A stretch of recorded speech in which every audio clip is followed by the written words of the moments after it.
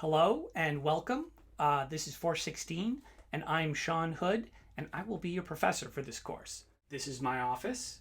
You'll be seeing a lot of this over the course of the semester, although maybe I'll, mix it up a little bit, give a lecture in my backyard or in my living room. I've been a screenwriter working in Hollywood for about 20 years, and I got my degree from USC back in the late 90s.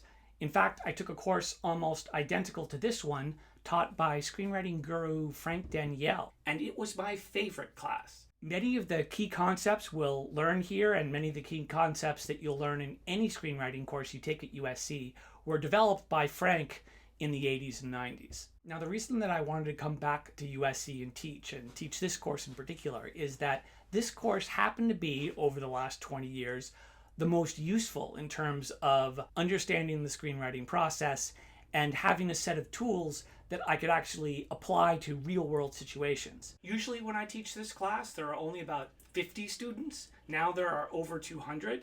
That means that I can't do things like meet you for coffee or read your scripts. I can't do any number of things that I usually do to get to know people and what their goals are. So we're gonna have to make do in this online format. That said, over the course of the semester, I will reveal the origin of that slurping noise that you may hear in the background.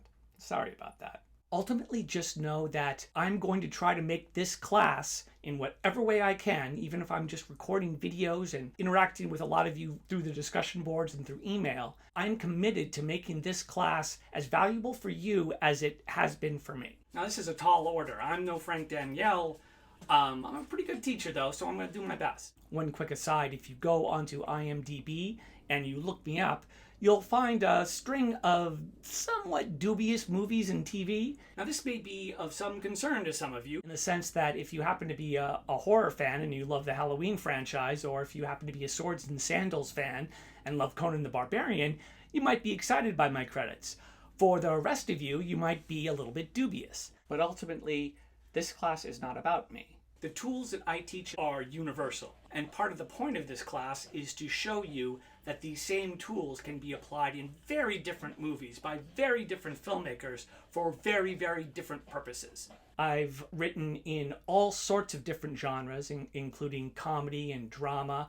I've worked in independent film, but I've also worked on big budget Hollywood movies, and I've worked in television and animation. I've worked all over the place. And that has allowed me to take the tools that I'm teaching in this class and apply them in a variety of situations. And chances are, whatever you aspire to do in the film industry, what we learn here is valuable. And as it turns out, what I may be best at is teaching students how to first analyze films with these tools, but then second, use these same tools to synthesize their own work. Now, if you want to get the most out of this course, the first thing you ought to do is read the syllabus. No, seriously, read the syllabus.